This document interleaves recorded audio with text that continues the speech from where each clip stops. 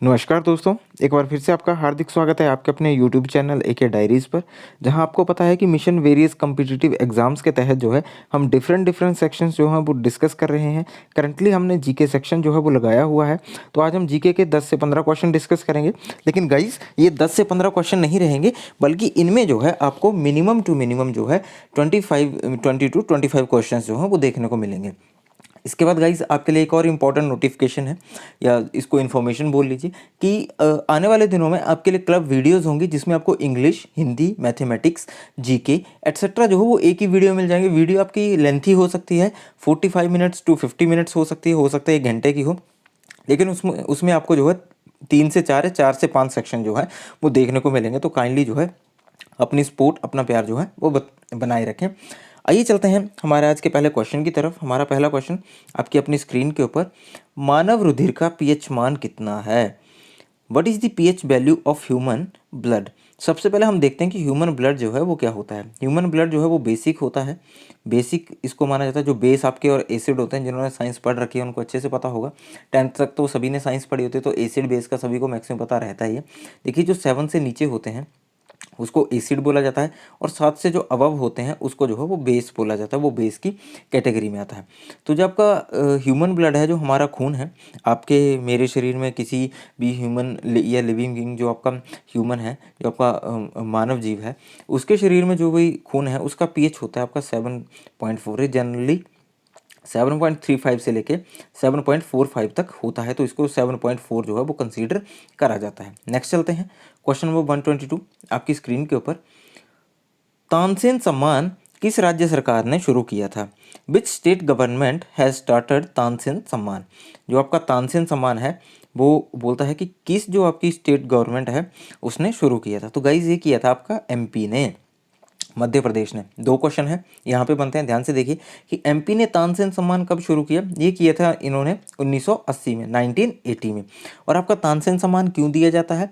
ये दिया जाता है एक्सलेंस इन हिंदुस्तानी क्लासिकल म्यूजिक। जो हिंदुस्तानी क्लासिकल म्यूजिक है उसमें उत्कृष्ट प्रदर्शन के लिए, एक्सलेंस के लिए जो है वो तानसेन सम्मान जो है वो दिया जाता है। नेक्स्ट चलते हैं क्वेश्चन नंबर 123 की तरफ आपकी स्क्रीन के ऊपर।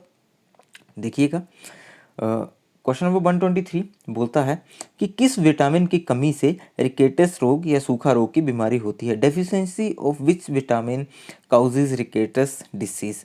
तो गाइज, ये होता है आपका विटामिन डी के कारण, विटामिन डी के कारण। अब क्वेश्चन उठता है कि रिकेटस होता क्या है? रिकेटस आपका होता है जब बच्चों में जो है हड्डियां जो हैं वो बिल्कुल कमज़ोर हो जाती हैं और बिल्कुल सॉफ्ट हो जाती हैं, पतली हो जाती हैं, तो उस बीमारी को बोलते हैं आप रिकेटस। अब क्वेश्चन उठता है कि देखिए, मैं आपको ये आपकी विटामिन है, इसका एक सब टॉपिक जो है वो आपको डिटेल में करवाऊंगा। हो सकता है कल ही आपको वो टॉपिक देखने को मिल जाए।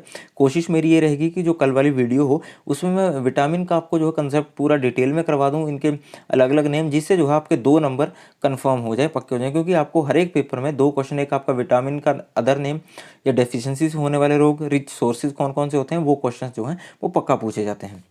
तो ये टॉपिक जो है वो मैं आपको कल करवा दूंगा डिटेल में। वैसे विटामिन ए की कमी से आपका होता है नाइट ब्लाइंडनेस, बी की कमी से बेरी एनीमिया एटसेट्रा होते हैं, सी की कमी से होते हैं आपके स्कर्वी। ठीक है, इसको मोटे मोटे तौर पे ध्यान रखिएगा। क्वेश्चन नंबर जो आपका 124 आपकी अपनी स्क्रीन के ऊपर, दुनिया का सबसे ऊंचा मतदान केंद्र कहाँ स्थित है? तो देखिए फ्रेंड्स, जो वर्ल्ड का हाईएस्ट पोलिंग बूथ है, या जिसको मतलब हम मतदान केंद्र भी बोलते हैं हिंदी में, वो है आपका ताशीगंग में। ताशीगंग, अब क्वेश्चन उठता है कि कहाँ पे है। जो आपका ताशीगंग है, टशीगंग है, वो है आपका डिस्ट्रिक्ट किन्नौर में, डिस्ट्रिक्ट किन्नौर में है। और ये जो है ये वर्ल्ड का हाईएस्ट जो है वो आपका पोलिंग क्या है, स्टेशन है। और अब क्वेश्चन उठता है कि यहाँ से 3 क्वेश्चन और बनते हैं आपके। ताशीगंग तो आपका साइड हो गया, हिक्किम। अब क्वेश्चन उठता है कि हिक्किम क्या है। देखिए गाइस, हिक्किम के बारे में भी वो है एक बहुत इंपॉर्टेंट क्वेश्चन आता है। हिक्किम में दुनिया का सबसे हाईएस्ट जो आपका सी लेवल से सबसे ज़्यादा हाइट पे जो है वो क्या है, इस यहाँ पे पोस्ट ऑफिस है।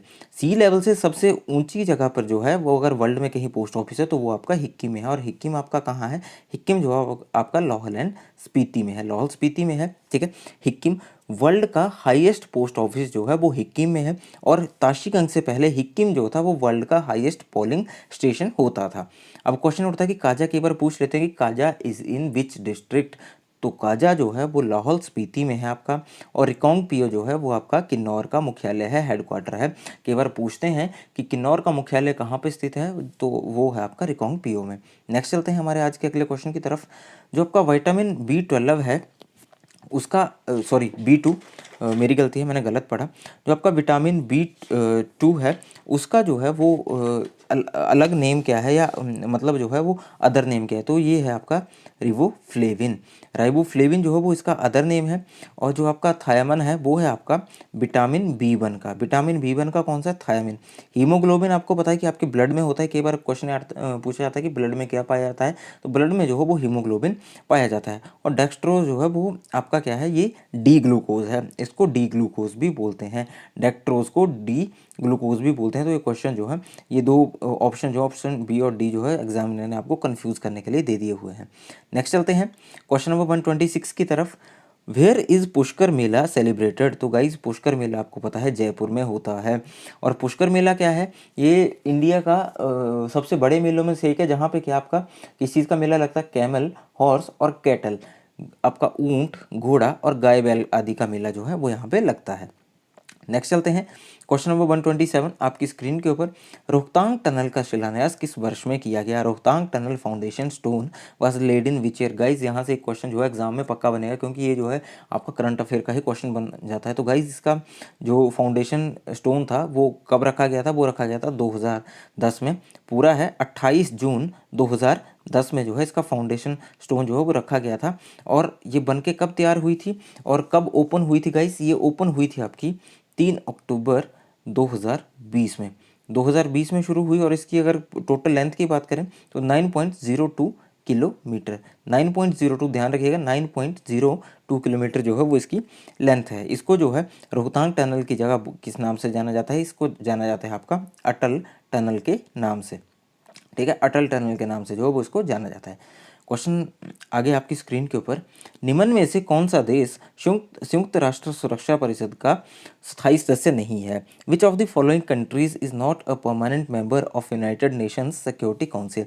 तो गाइज ये है जर्मनी, जर्मन या जर्मनी। फ्रांस भी है, चाइना भी है, इंग्लैंड भी है, या जिसको हम यूके बोलते हैं, यूनाइटेड किंगडम बोलते हैं, इंग्लैंड, ये तीनों हैं। ठीक है, तो अगले क्वेश्चन की तरफ चलते हैं। क्वेश्चन नंबर 129 आपकी स्क्रीन के ऊपर। गाइस बार बार एक क्वेश्चन पूछा जाता है कि who was the first Lokayukta of Himachal Pradesh. Himachal Pradesh के प्रथम लोकायुक्त जो थे वो आपके TVR टट्टाचारी थे। ठीक है, TVR टट्टाचारी जो थे वो आपके लोकायुक्त थे हिमाचल प्रदेश के पहले। अगले क्वेश्चन की तरफ चलते हैं।